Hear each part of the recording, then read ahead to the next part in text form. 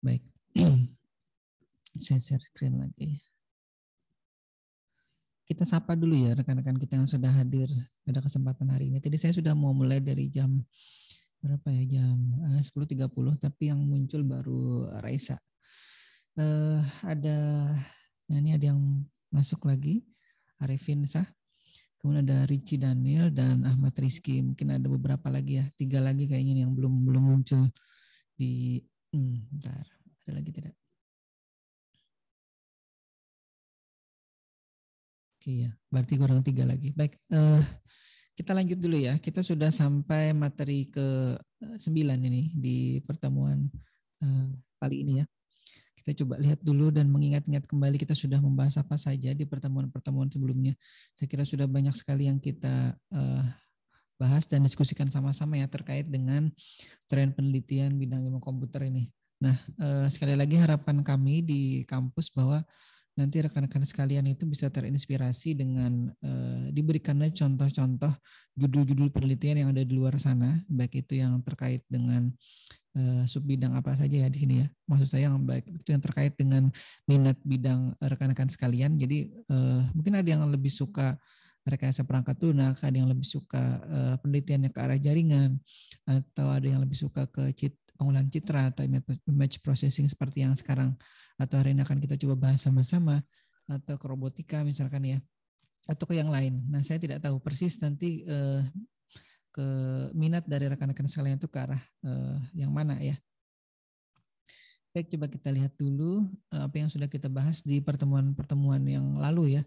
Di awal sekali itu karena bidang saya adalah di robotika dan juga image processing. Jadi dulu atau di awal itu saya sampaikan yang kebetulan bidang saya di situ. Kemudian teks atau data mining ini juga sudah kita bahas. Kemudian terkait komputasi saya juga sudah sampaikan. Sebenarnya nanti kalau kita melakukan penelitian itu kita bisa melakukannya dalam satu bidang, sub bidang saja, atau sudah terkolaborasi dengan sub bidang yang lain, atau bahkan terkolaborasi dengan bidang yang lain. Jadi kalau sekarang bidangnya ilmu komputer ya atau teknik informatika, jadi nanti terkoneksi atau terhubung dengan entah itu medis atau kedokteran atau pertanian, perikanan, perkebunan dan lain-lain ya, atau bahkan manajemen gitu. Nah, nanti atau ya, bentar. Yang dikumpulkan ke saya itu kan kalau saya tidak salah kemarin ya baru proposalnya Raisa ya kalau tidak salah ya. Ada siapa sih di situ ya? Ada Gusman kalau tidak salah.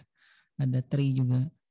Itu kawan kayaknya yang di luar mata kuliah ini ya. Tapi yang ada di mata kuliah ini itu si Raisa. Baik, apa kabar Rizky?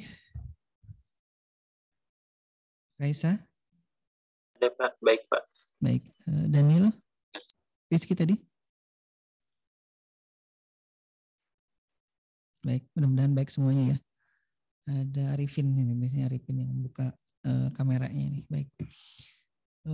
Ya walaupun saya sendirian di ruangan sini dengan tidak ada orang lain selain saya, kita coba lanjutkan dulu karena memang nah ini sudah ada Raisa nih, paling tidak satu yang menemani saya nih. Jangan-jangan saya berbicara sendiri di ruangan sini ya. Baik, kita lanjut dulu. Kita sudah juga bahas terkait dengan kecerdasan buatan ya. Kemudian jaringan komputer atau komputer network. Kita juga sudah bahas tentang ELINS, elektronika instrumentasi. Jadi elektronika instrumentasi itu kalau di UGM itu terkenal dengan ELINS-nya. Itu orang-orang ELINS katanya orang-orang pintar semua di situ. Tapi ya saya kira di semua kampus juga ada atau banyak juga orang-orang pintar atau mahasiswa-mahasiswa yang luar biasa ya.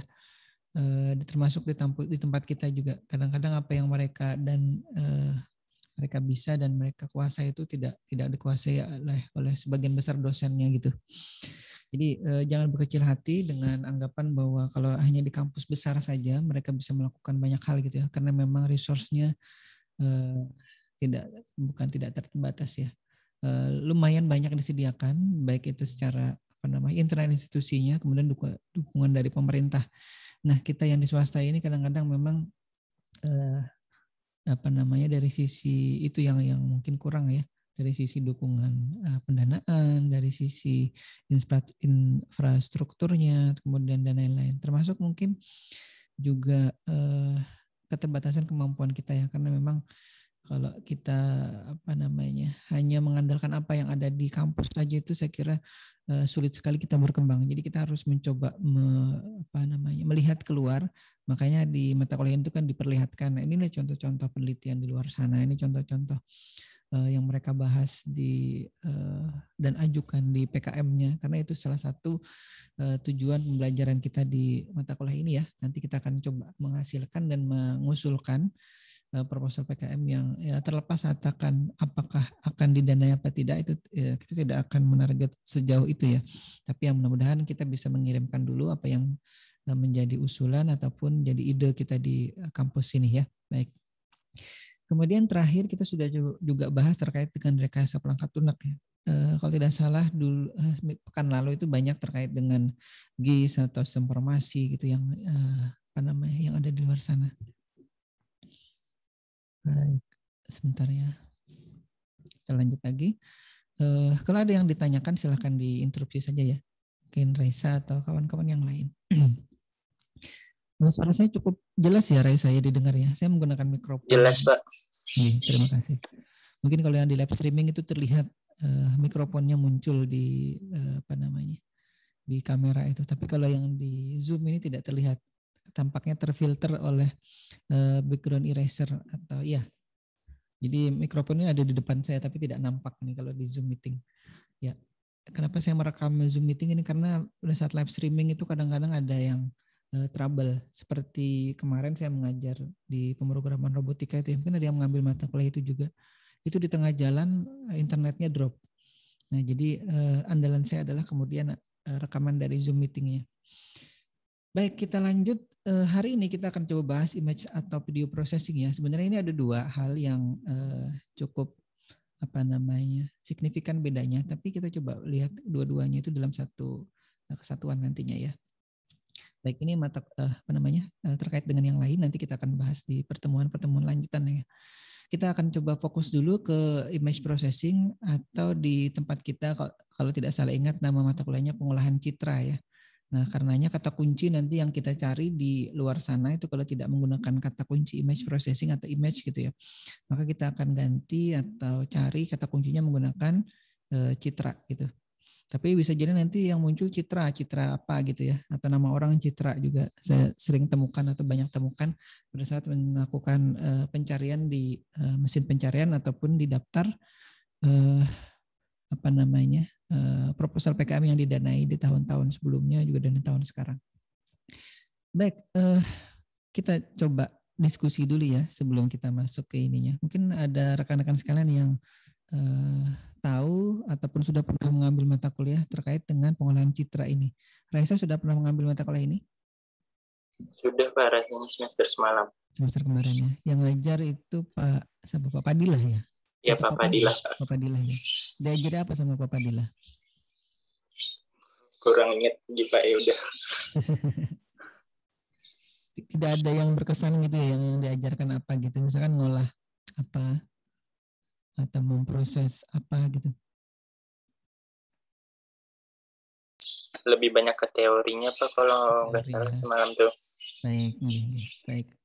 Memang sulit ya mengaplikasikan teori dan diimplementasikan dalam pada saat mengajar gitu. Itu yang paling sulit, karena kalau teori itu memang kalau mahasiswa sendiri saya kira bisa membaca sendiri ya di literatur atau di banyak sumber-sumber itu. Tapi kalau misalkan bisa langsung mengimplementasikan, dicontohkan gitu, ini seperti ini. Kemudian kalau misalkan lebih detail lagi, pengolahan citra menggunakan aplikasi apa, MATLAB kah misalkan gitu ya. Atau kalau yang misalkan yang biasa itu Photoshop misalkan. Kalau Raisa pernah mengolah citra, foto, gambar itu menggunakan aplikasi apa? Belum pernah lagi Pak. Belum pernah ya. Kalau Microsoft Paint sendiri atau Paint gitu yang di laptop pernah tidak menggunakan? Jarang benar Pak menggunakan. Kalau di handphonenya misalkan ada proses cropping apa gitu? Enggak ada Pak di handphone sama sekali.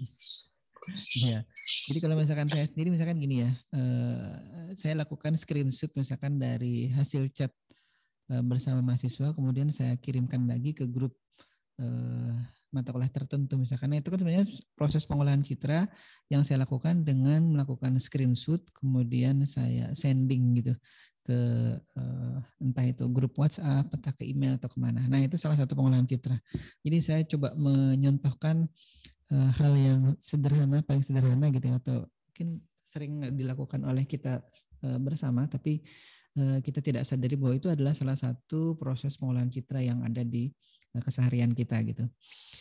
Nah, jadi karena tadi sudah pernah belajar pengolahan citra, saya kira pengertian-pengertian ini sudah dibahas lebih detail lagi oleh Pak Ani ya, Pak Fadilah, karena itu bahasannya 1 semester nih, bukan hanya 1 kali pertemuan seperti sekarang. Jadi saya hanya mengulang saja apa yang sudah pernah dibahas oleh Pak Fadilah mungkin untuk mengingatkan rekan-rekan yang sudah pernah mengambil tapi secara praktikumnya belum pernah melakukan proses atau pengolahan citra yang dimaksud gitu. Jadi dia sebenarnya adalah sebuah metode yang melakukan operasi ya terhadap citra, gambar, ataupun bahkan video ya. Sebenarnya video itu kan citra juga, tapi citra yang tersusun dari serangkaian banyak citra yang kemudian kalau dijadikan satu dan dijalankan secara berurutan maka terjadilah sebuah video gitu jadinya. Jadi seolah-olah bukan seolah-olah, memang si video itu adalah citra atau gambar yang bergerak gitu. Nah, di di banyak hal ya pengolahan citra itu bisa diimplementasikan gitu. Kemudian bisa juga pengolahan citra itu dilakukan untuk mengolah atau menghasilkan informasi yang lain ya. Jadi kalau misalkan terkait dengan medis misalkan, kalau si dokter ya melakukan foto ronsen terhadap paru-paru seseorang, misalkan paru-paru saya dulu sempat di ronsen gitu. Jadi sebenarnya kalau dokter itu kan kalau dokter paru-paru ya, spesialis paru-paru, beliau sudah tahu dengan cara mendengarkan bunyi napas pasien gitu. Tapi untuk lebih meyakinkan bahwa apa yang beliau dengar itu benar adanya, itu kemudian diminta untuk kita melakukan proses ronsen lagi. Jadi di ronsen kemudian baru diperlihatkan dan dibaca lagi. Nah, proses membaca itu pun sebenarnya adalah proses akuisisi ya, atau pengambilan atau memoto ininya citra dari paru-paru itu sebenarnya juga image processing ya. Kemudian diolah dan dijadikan dalam bentuk gambar citra kayak klise negatif gitu, tapi bukan gambar negatif kalau yang ada di hasil foto ronsen itu foto-foto real, bukan terbalik atau bukan negatif. Negatif itu kalau dia putih jadi hitam gitu ya. Jadi ini citra negatif istilahnya. Jadi kalau hijau itu berarti bisa jadi warnanya bukan hijau kalau dicetak gitu. Nah, itu dia. Itu adalah image processing ya. Jadi kalau tadi si dokter beliau membaca dari hasil ronsennya itu juga termasuk di dalam proses image processing. Jadi beliau mengolah informasi yang ada di citra itu kemudian menyampaikan ke pasien, nih Bapak ternyata misalkan ada titik-titik nih di ininya nih di paru-parunya misalkan, dan itu harus diobati, minum obatnya ini. Nah gitu loh. Nah kalau yang sekarang itu kan sudah banyak juga aplikasi, nanti kita lihat contoh-contohnya ya. Yang mengolah itu secara digital, jadi tidak lagi atau tidak serta-merta mengandalkan dokter spesialis paru-paru, tapi citranya itu diolah oleh komputer dengan entah itu jaringan saraf tiruan atau sistem cerdas gitu, atau bahkan deep learning atau macam-macam metodenya yang digunakan, sehingga misalkan kita masukkan citra dari hasil ronsen paru-paru gitu tadi, nanti akan keluar, oh ini ternyata ada sesuatu penyakit misalkan yang dideteksi oleh si sistemnya itu. Tapi memang secara spesifik tidak bisa semua penyakit gitu ya. Biasanya ada kekhususan. Jadi kalau misalkan dia hanya mendeteksi TBC, ya udah TBC aja. Dia mendeteksi misalkan radang paru-paru, ya udah radang paru aja. Nah, kalau misalkan mau diintegrasikan jadi sebuah sistem yang besar, bisa jadi nanti ya ke depannya cukup dimasukkan saja atau langsung pada saat dipoto langsung ada ponisnya. Ini Bapak mengalami misalkan radang paru-paru ringan, radang paru-paru sedang, radang paru-paru berat misalkan. Nah, kalau yang saya pernah itu kan batuk kering akut gitu kalau kata almarhum dokter spesialis parunya. Nah, seperti itu. Jadi beliau dari fotonya sudah bisa menyimpulkan. Nah, baru tindakan berikutnya beliau memberikan resep obat nih yang harus diminum ini. Seperti itu ya. Nah, itu adalah proses pengolahan citra yang kemudian bisa jadi adalah digunakan untuk menghasilkan citra informasi dari proses itu tadi ya, dari proses pengolahan citranya. Nah, ada juga yang menyatakan bahwa pengolahan citra itu adalah sebuah signal processing ya, yang kemudian inputannya berupa citra atau gambar tadi itu, kemudian outputnya bisa jadi berupa gambar lagi, ataupun karakteristik, ataupun fitur yang terasosiasi atau terhubung dengan citra tadi. Nah itu ya. Jadi kalau misalkan saya tidak tahu Pak Fadil menyontohkan misalkan terkait dengan cropping itu seperti apa contohnya ini. Saya kira beliau juga menyampaikan itu. Ini loh contoh cropping, ini loh contoh misalkan apa ya image enhancement kalau di Photoshop itu kan ada seperti itu. Jadi kalau misalkan kita berikan perintah itu ke citra kita, itu dia akan melakukan proses perbaikan-perbaikan ya. Nah kalau sekarang kita menggunakan Zoom juga itu ada image processingnya. Coba aja di search, dicari, ditelusuri di menu video kalau tidak salah ya. Ya di menu video ada nanti touch up my experience kalau tidak salah.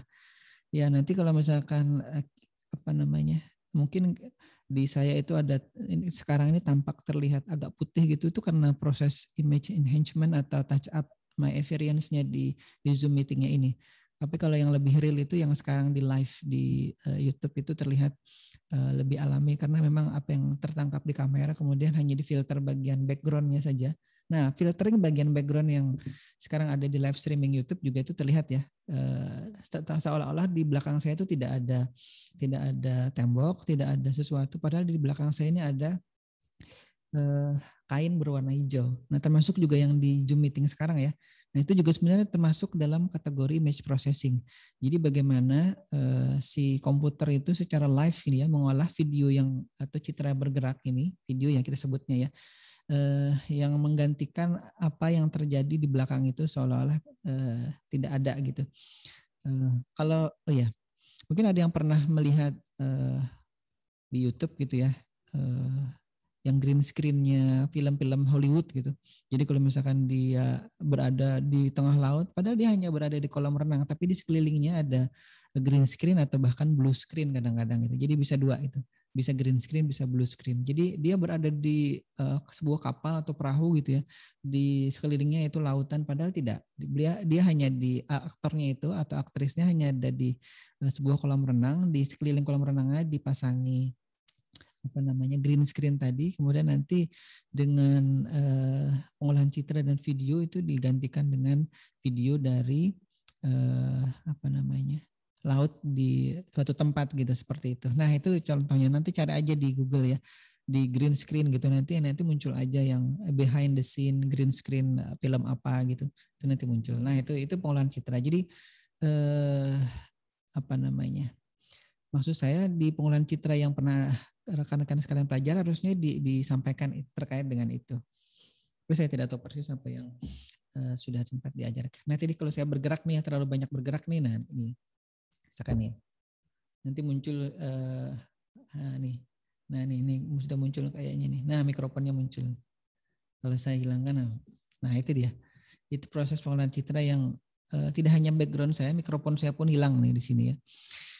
Baik, sambil jalan kalau ada yang ditanyakan ataupun ada yang mau didiskusikan itu boleh ya nanti ya. Ini kalau si Raisa mungkin saya kurang tahu, mungkin bidang minatnya bukan di pengolahan citra atau video ya, bisa jadi di bidang yang lain. Tidak apa-apa, sub bidang yang lain menurut saya.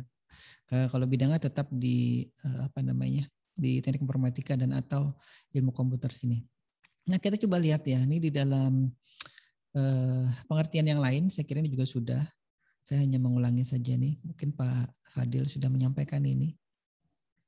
Jadi dulu atau sebelumnya kami juga mendapatkan mata kuliah pengolahan citra dulu ya, ini di waktu saya S1 dulu itu yang tapi memang komputernya tidak terlalu mendukung untuk, jadi karena dulu juga komputernya terbatas ya, kalau tidak salah Pentium 2 itu dulu komputer di lab kami itu. Jadi menjalankan aplikasi Photoshop seri 5 kalau tidak salah dulu itu juga sudah lumayan cukup berat itu. Jadi dulu ada citra yang diberikan oleh dosennya, kemudian diminta untuk dilakukan cropping, dilakukan cutting gitu ya di bagian-bagian tertentunya, kemudian digantikan atau diolah jadi citra yang baru lagi. Nah itu yang dulu dilakukan. Jadi selain teori-teori yang diajarkan di ini ya, yang di kelas, jadi praktikumnya seperti itu. Alhamdulillah. Baik, kita lanjut dulu ya. Atau kita tanya dulu nih. Daniel? Halo Daniel, Richie Daniel. Sudah pernah melakukan proses pengolahan citra baik di laptop ataupun di handphone gitu? Pernah, Pak. Hmm? Buat Photoshop. Mohon diulangi, Richie. Pernah, Pak. Apa yang dilakukan, Richie? Editing foto. Editing foto ya. Oh ya, berarti paling tidak sedikit yang pernah dilakukan ataupun bahkan lebih banyak nih. Editing video Ya. pernah tidak? Pernah. Pernah. Nah, berarti ini yang kawan kita yang banyak pengalaman. Nanti di sharing ya bagaimana proses editing. Kalau boleh tahu editing fotonya pakai aplikasi apa? Biasanya pakai Photoshop, Pak. Bisa juga pakai yang online itu pakai My Wall. Wah, ini saya tidak tahu nih bahkan ya. Udah canggih ini. Kalau mengolah videonya atau mengedit videonya pakai apa? Aplikasi apa? Pakai Vegas. Hmm? Vegas. Oh, Vegas. Wah, ini Sony ya itu ya kalau tidak salah dulu ya. Ya, Pak. Wah, ini luar biasa nih Sony Vegas nih. Kalau dulu saya menggunakan Ulit Video Studio dulu. Karena kalau dulu saya menggunakan Adobe Premiere itu terlalu berat di komputer sekelas Pentium 2 gitu. Atau Pentium 4 pun tidak terlalu, ya cukup berat. Akhirnya saya menggunakan kalau video ya, kalau Sony Vegas juga cukup berat di komputer saya yang dulu. Jadi saya akhirnya menggunakan Ulit Video Studio dulu. Tapi sekarang saya tidak menggunakan Adobe Premiere juga karena sekali lagi berat di komputer saya atau di laptop saya ini. Jadi saya menggunakan aplikasi yang lain. Saya menggunakan kalau video yang misalkan untuk upload dari yang sekarang ini ya, dari rekaman Zoom meeting atau rekaman dari kamera di perkuliahan sekarang itu saya menggunakan Wondershare Filmora kalau tidak salah namanya ya, pakai itu. Baik, nanti kita sharing-sharing ya dengan rekan-rekan yang lainnya. Baik, kita lanjut dulu ya. Tadi sudah ada 2 orang nih. Mungkin nanti kalau yang Arifin Sah misalkan yang mau sharing juga boleh ya. Kita lanjut dulu. Nah ini kalau si Cidangan saya kira tidak masalah nih. Citranya kurang tajam, kemudian diproses sehingga bisa lebih tajam. Kalau misalkan terlalu banyak noise-nya, ada bintik-bintiknya, foto-foto lama apa istilahnya di repro lagi ya, direproduksi lagi. Jadi foto yang lama, misalkan foto waktu bayi, kemudian di scan, kemudian diolah lagi. Bagian-bagian yang kurang bagusnya kemudian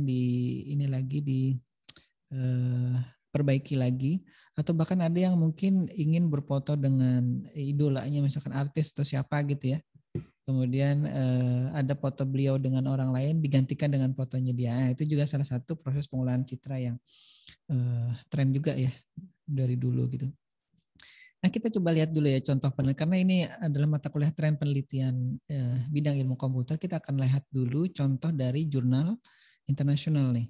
Nah, salah satunya berjudul ini Hierarchical Fair Channel Fusion Network for Street Scene Change Detection. Wah, ini saya juga tidak menguasai ini ya. Terkait dengan pengolahan citranya ini ada di IEEE Transaction on Image Processing. Jadi IEEE ini adalah salah satu penerbit yang sangat terkenal ya di luar sana. Jadi kalau para peneliti-peneliti itu kalau mendengar IEEE ini agak-agak ngeri-ngeri juga. Karena untuk bisa publikasi ke sini itu tidak sembarangan orang gitu. Termasuk saya pun belum pernah nih publikasi ke sini nih. Karena seleksinya cukup ketat gitu ya. Jadi sekali lagi ini salah satu contoh dari pengolahan citra yang ada di luar sana gitu ya. Jadi dari jurnal internasional nanti kita lihat dulu ya, apalagi yang ada di luar sana. Nah, kemudian ini phase rawness minimizing image restoration under mixed Poisson Gaussian noise. Wah, ini ada noise yang Poisson Gaussian ya. Jadi apa nih? Poison itu apa namanya? Racun ya. Jadi maksudnya entah bagaimana ini yang terkait dengan noise Poisson Gaussian ini. Nah, ini minimizing image restoration under. Nah, ini jadi itu tadi perbaikan citra yang mungkin mengalami yang namanya atau ada yang namanya nih Poisson Gaussian noise.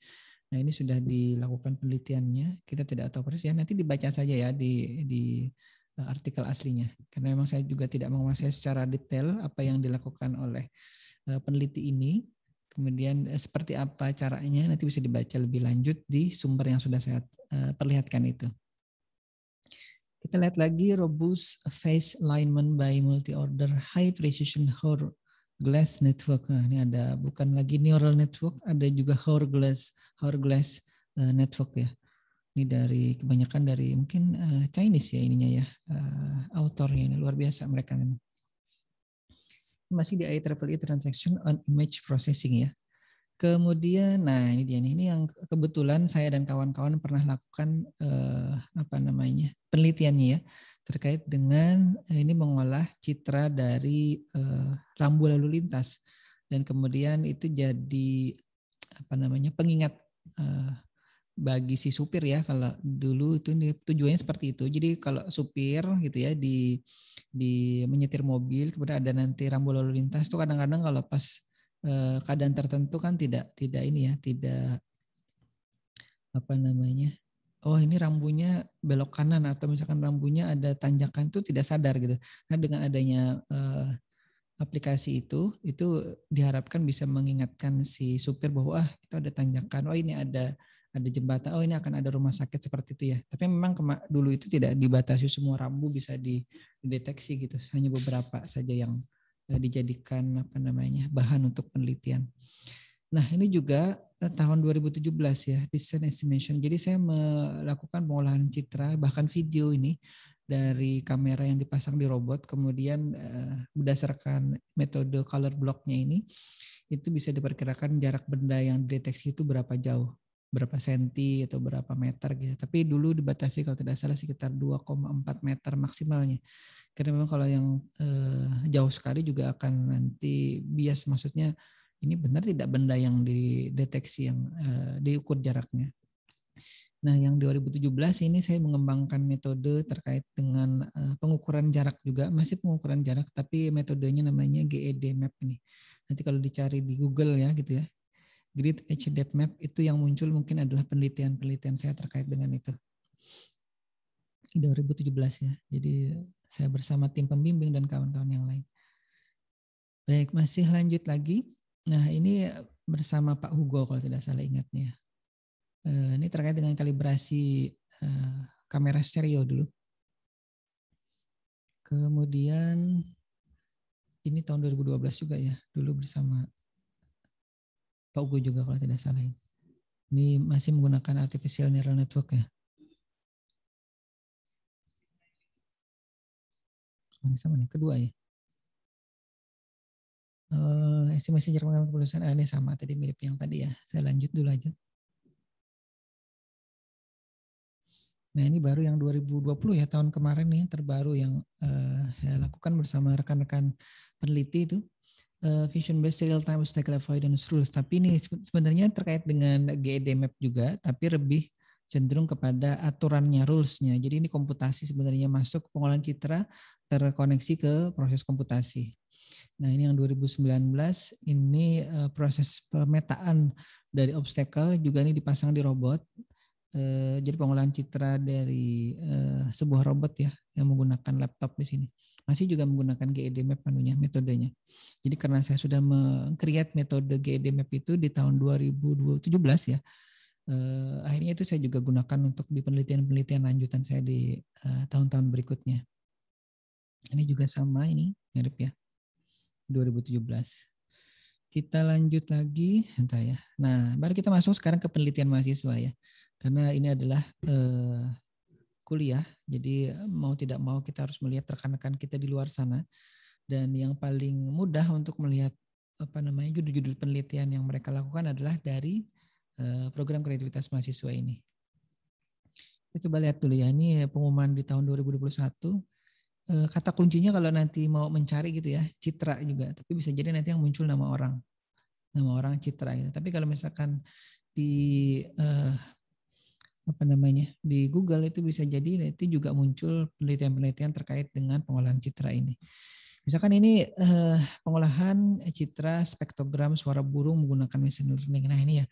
Jadi sekali lagi orang-orang di luar sana itu di sistem cerdasnya sudah masuk ke deep learning, machine learning, ke convolutional neural network gitu ya. Jadi itu yang mereka lakukan di luar sana. Jadi memang secara detail sampai ke sana saya kurang tahu nih yang Bapak Ibu yang dosen yang mengajar terkait dengan jaringan saraf tiruan gitu ya. Apakah sudah sampai ke sana mengajarkannya atau sistem cerdas atau kecerdasan buatan gitu ya. Saya dulu pernah mengajar kecerdasan buatan di angkatan 2009 di tahun 2019 kalau tidak salah.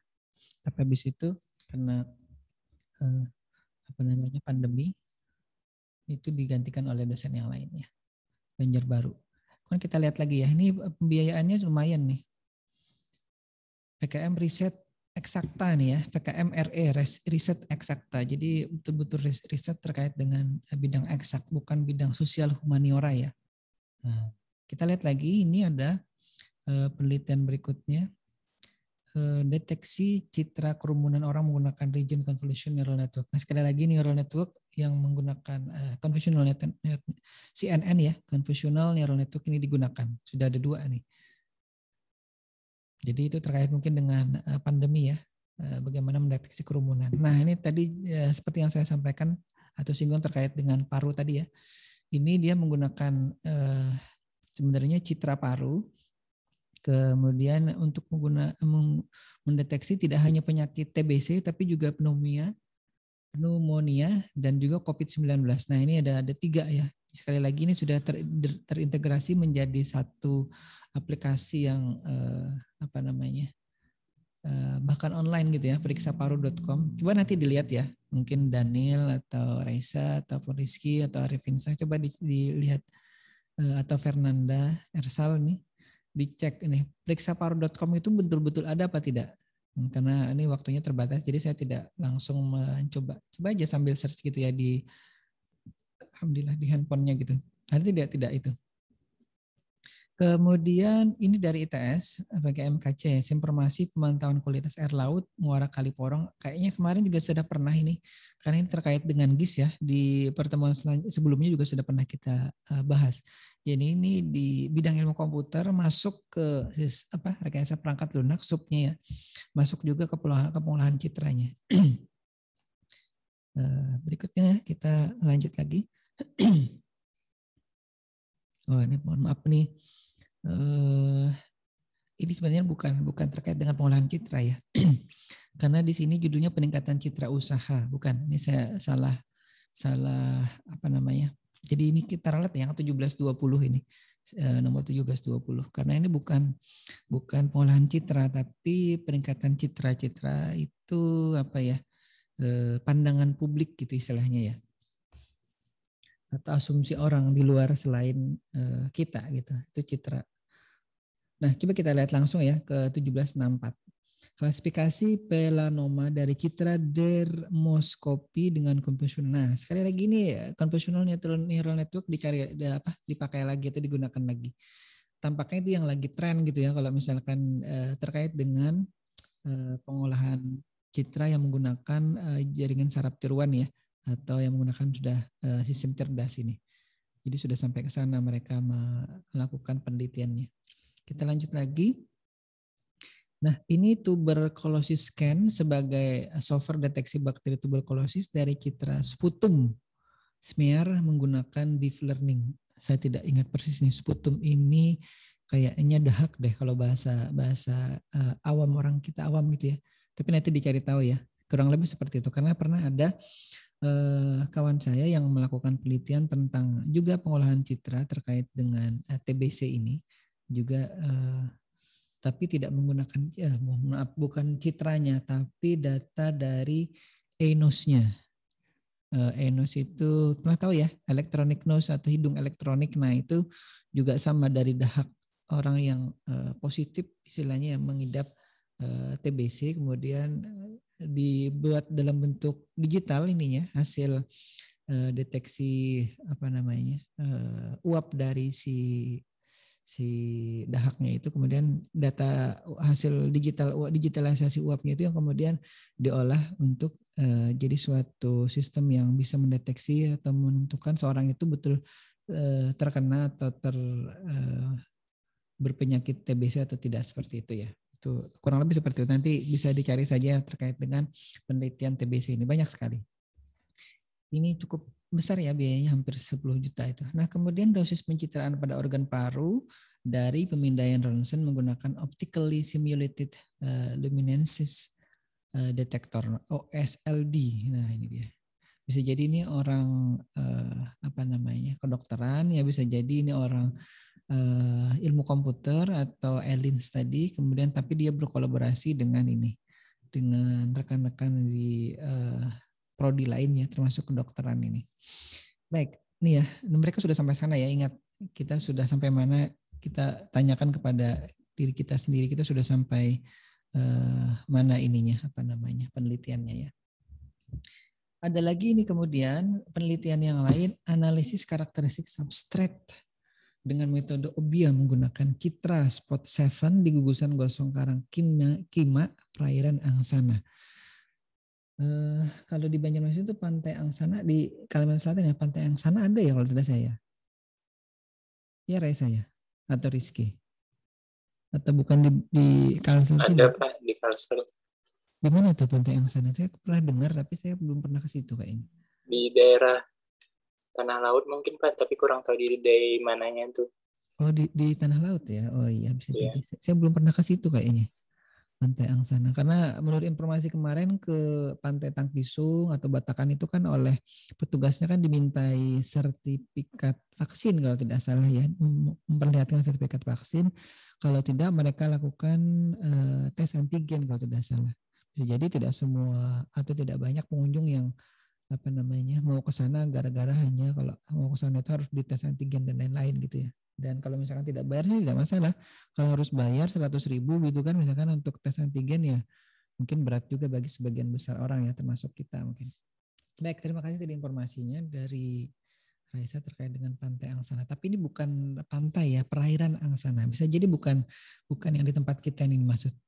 Tapi karena melihat ini, oh ya bisa jadi benar ya. Karena ini dari Universitas Lambung Mangkurat nih, ya saya baru sadar nih dari Unlam. Berarti benar itu Raisa di pantai situ kayaknya yang diteliti oleh kawan kita ini dari kampus Unlam ini, ULM ya sekarang ya, karena Unlam itu sudah dipakai oleh Universitas Lampung kalau tidak salah, karena mereka Universitas Lambung Mangkurat ini tidak mendaftarkan ke Dirjen Haki nama Universitas Unlamnya itu nama atau singkatan Unlamnya akhirnya dipakai oleh Universitas Lampung dan mereka sudah lebih dulu mendaftarkan di Haki ya, Direktorat Jenderal Hak Kekayaan Intelektualnya. Ya berarti kayaknya benar itu angsananya betul angsana di Kalimantan Selatan. Baik, kita lanjut Universitas Negeri Padang. Crack detektor mendeteksi keretakan pada gedung. Nah ini dia. Jadi keruntuhan bangunan itu dilihat dari retaknya. Misalkan kalau di ruangan sini ya, di studio di kampus ini itu juga ada retak di pojok-pojok. Kalau misalkan kita foto, masukkan ke aplikasinya ini bisa jadi sudah bisa mendeteksi. Wah ini luar biasa nih ya. Pendanaannya juga hampir maksimal nih 9 juta. Ini luar biasa nih. Jadi entah seperti apa yang dikerjakan oleh rekan-rekan kita ini, tapi intinya solusi cerdas juga ya untuk nih katanya mengatasi keruntuhan bangunan. Nah, ini kan berguna bagi mungkin pemilik bangunan dan juga yang memiliki jasa konstruksi gitu ya. Jadi dia tahu.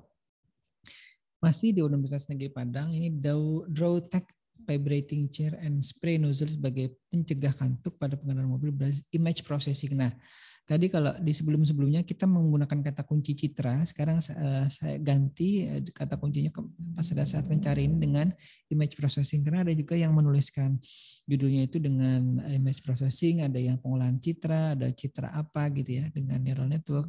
Tapi kalau di search juga citra keluar nama orang itu bisa jadi ya. Ini ada algoritma yang katanya drowsiness detection. Entah seperti apa, saya juga tidak terlalu persis tahu. Tapi intinya Drawtech vibrating chair ini berarti kursi ya, dan spray nozzle ada ininya, ada penyemprot mungkin cairan atau air gitu ya. Jadi ini dipasang di mobil tampaknya ya. Kemudian kalau misalkan dia mendeteksi si supirnya ini mengalami kantuk atau mengantuk, maka akan ada nanti air yang disemprotkan melalui spray nozzle-nya itu ke entah muka ya, ke muka si supirnya. Nah, bisa jadi luar biasa nih 10 juta tuh kalau dilihat ya. pendanaannya. Nah, kemudian communication image to speak. Wah, ini luar biasa nih. Dari citra ke ke speak ya.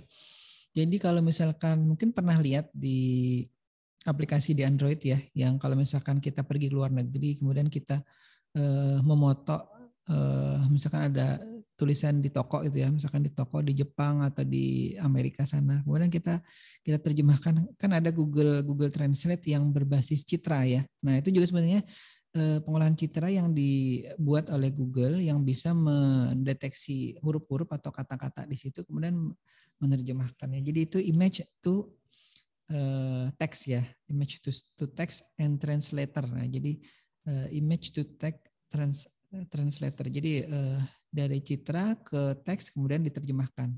Menerjemah image, ini luar biasa itu sudah gabungan macam-macam. Kalau ini lebih detail lagi, jadi image to speak. Jadi apa? Misalkan ini kan tunarungu tuh tidak bisa berbicara ya. Jadi citra ke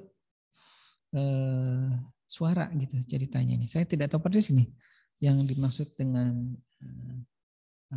aplikasi atau alat yang ada di judul ini ya. Mungkin harusnya nanti rekan-rekan sekalian bisa ngamatinya lebih detail lagi kira-kira yang dimaksud dengan itu apa di judul tersebut ya. Kita lanjut dari Universitas Sumatera Utara. Pastiin. Nah, ini baru muncul nih yang kata-kata unik seperti yang saya sampaikan di pertemuan yang lalu ya. Jadi misalkan ada apa. Nah, mungkin saya belum melihat itu di judul yang dikirimkan oleh rekan-rekan sekalian. Nanti mungkin bisa dibuat ya atau dipikirkan kira-kira kata unik apa yang bisa menarik perhatian orang gitu. Terutama misalkan kalau ini kaitannya dengan proposal itu si reviewernya ya atau si asesornya, kemudian apa ini ya, pastiin ternyata aplikasi mendeteksi bahan makanan sensitif dalam makanan kemasan dengan metode text in image recognition. Nah ini image recognition, pengenalan citra nih kalau inilah. Jadi ada image processing itu pengolahan citra, kalau image recognition itu pengenalan citra. Jadi kalau ada juga kan kalau mungkin Richie atau Ersal ya itu punya kamera handphone ya, kemudian dihidupkan face detection-nya atau face detection-nya ya. Maka pada saat kita mengarahkan kamera handphone ke seseorang, ada mukanya gitu ya, maka mukanya biasanya diberikan seperti boundaries gitu ya, kotak gitu. Nah, pernah ya Richie ya yang seperti itu ya?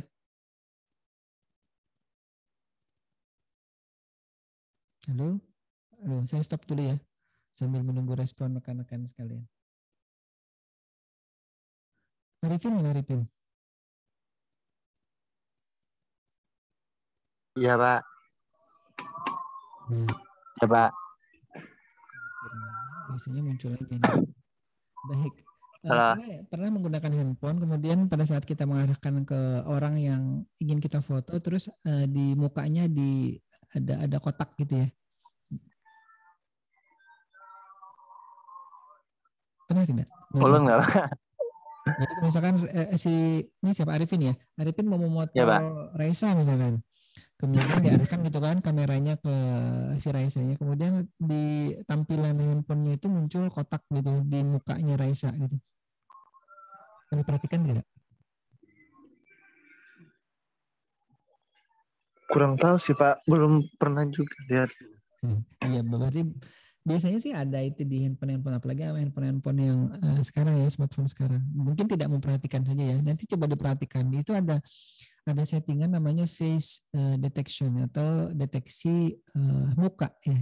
Nah, itu biasanya untuk memfokuskan kalau misalkan kita memoto berupa orang gitu. Jadi kalau misalkan kita foto kucing ya mungkin tidak muncul itunya karena citra muka kucing itu berbeda dengan citra muka si manusia. Tapi kalau misalkan si itunya tidak terlalu pintar, si sistemnya ya, face detection-nya tidak terlalu pintar, nanti antara kita menyorot si muka manusia dengan atau memoto kucing itu nanti sama-sama dilingkari. Nah, harusnya berbeda itu ya. Jadi membedakan antara muka binatang dengan mukanya manusia itu juga sebenarnya suatu cara atau metode di pengolahan citra juga. Baik, itu ya. Baik, kita masih punya waktu sekitar 8 menit. Kita terus dulu ya. Ini dari Trunojoyo. Kalau tidak salah ini di Madura ini anunya, kampusnya ya. Aplikasi video pembelajaran berbasis first order motion model dan real time image animation sebagai media pembelajaran. Nah, ini di tempat kita juga sudah sempat ya. Coba aja di search di apa namanya di channel YouTube saya itu kalau misalkan sudah pernah masuk ya ke situ ya. Itu ada yang terkait dengan ini. Tapi dia menggunakan apa sih namanya? Aduh, saya lupa namanya. Nanti dilihat aja ya. Saya lupa ininya, nama judulnya. Intinya media pembelajaran untuk anak TK terkait dengan binatang. Oh ya, baru saya ingat. Namanya augmented reality. Augmented reality. Jadi itu seperti apa ya, tampilan gambar 2 dimensi, kemudian kalau disorot dengan handphone atau kamera handphonenya, kemudian nanti di kamera handphonenya itu muncul gambar 3 dimensi dari si citranya itu. Misalnya dia sorot gambar ayam gitu, nanti yang muncul ayam dalam bentuk 3 dimensi. Kalau dia sorot misalkan ular gitu, maka muncul ular dalam bentuk 3 dimensi. Nah, itu namanya augmented reality ya. Ada juga yang membuat augmented reality terkait misalkan proses penelusuran kampus SIMIK Banjarbaru misalkan menggunakan augmented reality. Jadi dia buat seperti animasi 3 dimensi ya dari apa namanya aplikasi 3 dimensi. Kemudian orang pada saat menonton itu seolah-olah masuk ke dalam dari depan, kemudian ada gedung depan, misalkan ada pintu depan, masuk ada ruangan-ruangan, ada meja-meja, ada kursi dan lain-lain. Nah, itu dibuat dalam bentuk augmented reality seperti itu. Ya, itu salah satunya ya. Jadi kalau misalkan dia sorot kemana, nanti muncul apa namanya citra yang lain gitu ya, citra 3 dimensi atau citra 2 dimensi yang lain. Biasanya citra 3 dimensi yang muncul ya salahnya. Nanti dicari saja. Saya lupa nama mahasiswa yang mengerjakan atau sudah ujian di itu. Coba aja nanti di search atau cari playlistnya ujian daring ya di channel YouTube saya itu.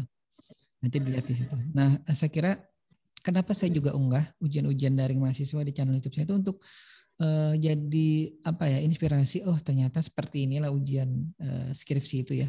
Jadi kadang-kadang tidak juga ada bantai-bantaian di ujian. Jadi hanya konfirmasi saja ini sudah dibuat oleh mahasiswa, oleh pembimbingnya sudah di ACC.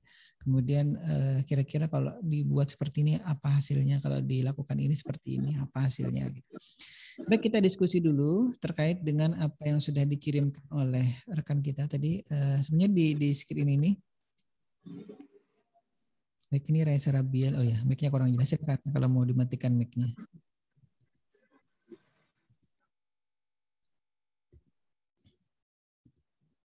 Baik. Ini siapa nih punya saya? Ada yang sudah ngirim juga ya. Ini Ahmad Rizky. Oh ya, nanti kita coba lihat ya. Tapi sementara tadi saya yang sudah download ini punyanya si ini ya. Sebentar saya share screen dulu. Kita coba lihat sama-sama ya. Nah, kita lihat dulu ini proposalnya dari Raisa dan kawan-kawan ya. Ini Gusman kayaknya bukan mengambil mata kuliah ini ya. Tahta juga kita lihat judulnya kemarin aplikasi sistem pengecekan perangkat digital SPBU Witel Kalsel menggunakan code Igniter 3. Cuman tadi saya yang soroti gini, Raisa ya dan kawan-kawan ini. Ini anunya ya, latar belakangnya ya. Ini perlu diperjelas dulu nih, sebentar. Oh ya. Slide-nya yang di saya pindah dulu. Yang di online itu tidak terlihat. Nah, ini. Mohon maaf ya, baru muncul tuh yang di streaming. Tadi judulnya terkait dengan ini. Ya, ini ya judulnya. Kemudian tadi yang saya soroti yang mau saya beri warna kuning.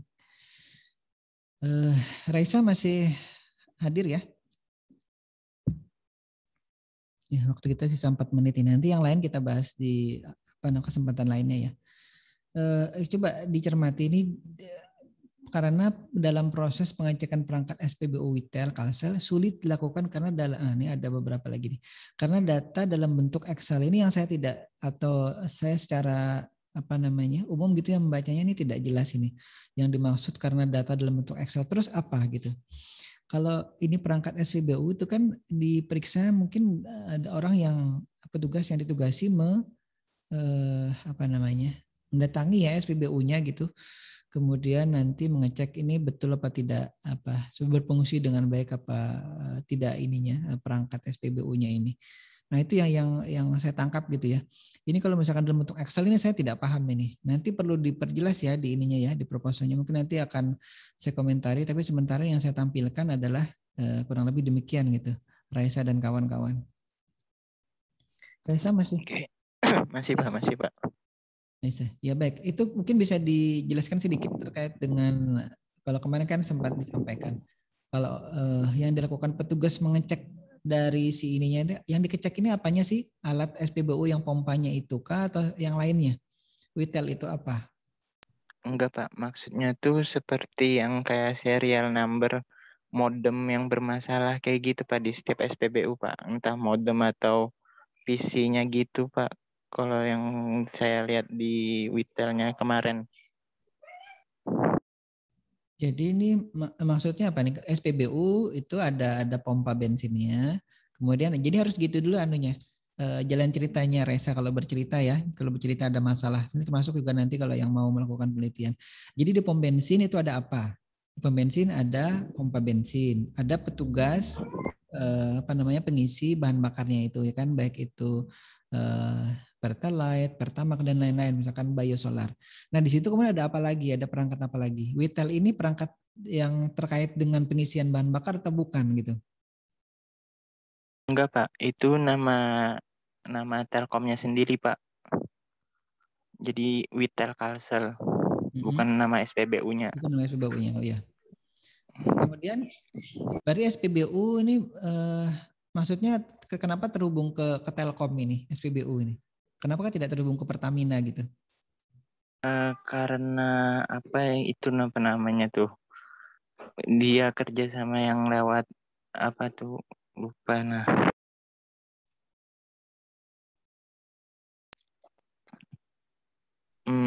Apa tuh? Yang kayak semisal contoh dia memakai jaringan kayak gitu nah Pak. Jadi kerjasamanya sama Telkom gitu Pak waktu itu.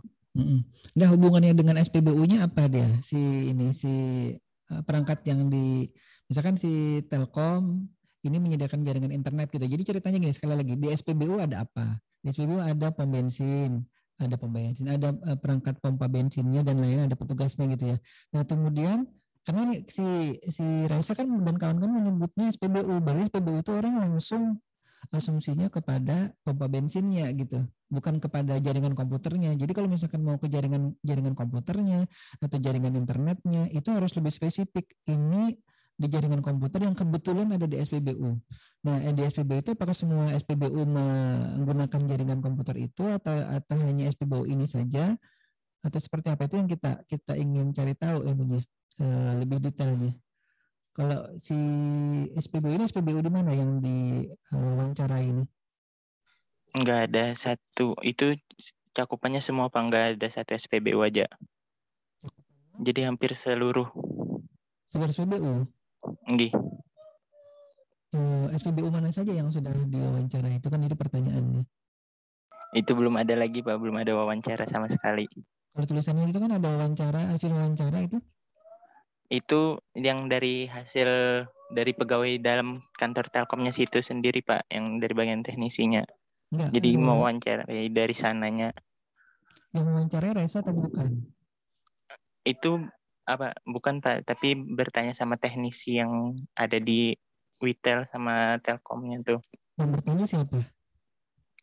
Ruli sama saya Pak, tapi saya yang waktu itu nggak masuk karena sakit. Oh, ini kebetulan PKL di situ ya? Iya. Ini berarti Silami ya. Baik, ini saya mau sebelum jelasin mungkin kawan yang lain bisa nanti ini ya bisa membantu menjelaskan. Ini saya sampai sekarang belum paham ini yang dimaksud dengan judul atau sistem ini seperti apa. Jadi karena dari tulisan yang saya terima ini belum jelas. Ini Ini saya kira bukan semua ya, mungkin kebanyakan pembaca belum jelas ini yang dimaksud dengan ini apa yang mau atau dijadikan masalah atau terjadi masalah di SPBU ini apa, itu yang saya tidak paham. Karena belum dijelaskan secara, coba kita lihat ya, coba nih, berdasarkan kondisi. Nah, itu kan tiba-tiba kan pembuatan aplikasi pengecekan perangkat, maksudnya apa ini pengecekan perangkat? Kan tidak jelas tuh. Kalau dari yang saya beri kuning ini kan saya tadi melihat, coba lihat ya dari sini ya. PT Telkom, Badan Usaha Milik Negara, oke, itu dia sebagai, kemudian ini juga sumbernya tidak ditulis oleh Raisa ya di paragraf pertama di bab 1. Kemudian dalam upaya transformasi, kemudian ini juga tidak menyambung nih antara yang kedua dengan yang ketiga nih. Karena paragraf ketiga kan sudah menyebutkan berdasarkan hasil wawancara kepada pegawai Telkom cabang Banjarmasin, pegawai Telkomnya itu siapa? Pegawai petugas menerima menerima pembayaran kah atau teknisi? Tadi kan disebutkan teknisi. Teknisinya teknisi apa? Teknisi jaringan eksternal, jaringan fiber optik atau jaringan yang mana? Atau jaringan wireless? Itu kan tidak jelas ini. Jadi itu yang harus diperjelas dulu Raisa, karena kalau kita ingin melakukan penelitian itu harus lebih spesifik. Yang jadi masalah itu apa? Karena nanti ini pada saat ujian hasil ininya juga ya kalau misalkan si pembimbingnya ini tidak jeli, ini lolos aja nanti. Tapi kalau misalkan kebetulan pembimbingnya saya nih ya misalkan ya, itu saya sudah tanya seperti tadi. Ini yang dimaksud apa sih gitu. Nah, kira-kira itu ya. Nah, ini ada hikmahnya sekarang dibahas di sini ya. Karena yang saya terima ini mungkin saya belum nge-refresh emailnya. Yang saya terima ini dulu proposalnya dan itu yang saya tanyakan. Itu yang belum jelas bagi saya gitu. Nanti tolong direvisi lagi ini diurunut, tadi sekali lagi dirunut. Dari di SPBU ada apa? Di SPBU ada ini. Nah, kalau misalkan ceritanya dari Telkom, ya udah dari Telkom. Telkom itu kemudian menyuplai apa misalkan ya ke SPBU. Oh, yang disuplai adalah koneksi internetnya misalkan ya. Koneksi internetnya gimana? Bermasalah atau apa? Atau koneksi internet itu digunakan untuk apa? Kalau misalkan dia dari SPBU, koneksi internetnya digunakan untuk menghubungkan antara semua SPBU yang ada di tanggung jawab Pertamina Kalimantan Selatan misalkan, itu dijelaskan. Nah, kemudian si ininya ini apa yang jadi bermasalah? Data dalam bentuk Excel. Nah, terus apa yang terjadi di situ dengan data dalam bentuk Excel itu? Nah, ini kebanyakan mahasiswa seperti itu ya, kalau melakukan penelitian itu tidak jelas dari sisi tiba-tiba orang yang memiliki atau menggunakan data Excel itu disalahkan oleh dia. Nah, itu ya. Jadi sekali lagi saya tidak memvonis atau menghakimi Reza dan kawan-kawan dengan mengajukan ini. Tapi itulah kira-kira kalau nanti dosen lain menguji gitu ya, yang ditanyakan atau ditelusuri ya, kira-kira seperti itu. Baik, karena waktu kita sudah habis, ini tolong direvisi dulu nanti Reza dan kawan-kawan. Itu pertanyaan dasar dari saya tadi ya. Nanti kalau dosen penguji lain itu bisa jadi lebih sangar dari itu ya pertanyaannya. Jadi itu sebenarnya hanya sederhana aja. Intinya belum jelas apa yang ingin diinginkan di situ di uraian penelitiannya tadi, sehingga orang, waduh, ini mau ngapain sih ininya penelitinya gitu, tidak terlihat atau tidak clear, istilahnya bahasa ini tidak clear. Bisa ditangkap ya Reza ya, yang saya maksud ya? Bisa Pak. Nah, jadi nanti tolong dijelaskan lebih detail di situ. Ini kan setali 3 uang nih, mengerjakan laporan PKL-nya, termasuk mengerjakan tugas TPIK-nya, termasuk nanti kita juga membuat usulan untuk PKM-nya. Nah, jadi sama-sama nih. Jadi saya istilahnya jadi pembimbing 2 PKL-nya nih, kurang lebih seperti itu ya. Karena bisa jadi ini sudah dikonsultasikan belum nih laporan PKL-nya ke pembimbingnya? Belum Pak, minimal per 3 bab atau langsung 5 bab Pak, kata pembimbingnya. Jadi baru sampai bab 2 mungkin ada revisi yang kata Bapak tadi, yang di bab 1 tadi. Kalau saya sih mending 1 dulu, karena apa? Karena kalau misalkan sudah dibuat 5 bab itu kan terlalu banyak tuh. Nanti saya revisi bab 1-nya, bab yang lainnya kan ikut semua terrevisi. Itu mungkin seperti itu ya. Kalau saya sih kalau membimbing lebih baik lakukan per bab dulu. Jadi harus jelas dulu di bab 1 dari judul, isi latar belakangnya atau pendahuluannya tadi, baru masuk ke bab berikutnya. Karena kalau misalkan bab 2-nya mungkin hanya latar belakang, tinjauan pustakanya ya, atau landasan teori mungkin tidak terlalu ini. Tapi kalau sudah bab 3 masuk ke metodenya misalkan, itu yang agak rumit. Jadi kalau misalkan judul atau permasalahannya belum clear di situ atau belum jelas, nah itu yang perlu dipertanyakan. Baik, saya kira itu dulu ya. Terima kasih sudah hadir, sudah berinteraksi, sebagian dari rekan-rekan yang hadir hari ini. Mudah-mudahan sehat walafiat. Pekan depan kita lanjutkan lagi, nanti kita bahas lagi proposal kawan yang lain yang tadi sudah kita sama-sama bahas. Tolong direvisi itu sebelum dikonsultasikan dengan dosen pembimbingnya.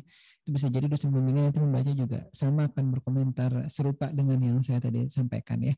Baik, saya mohon maaf kalau ada kata-kata yang salah ataupun penyampaian materi yang mungkin tidak pas gitu ya dengan materi yang sebenarnya.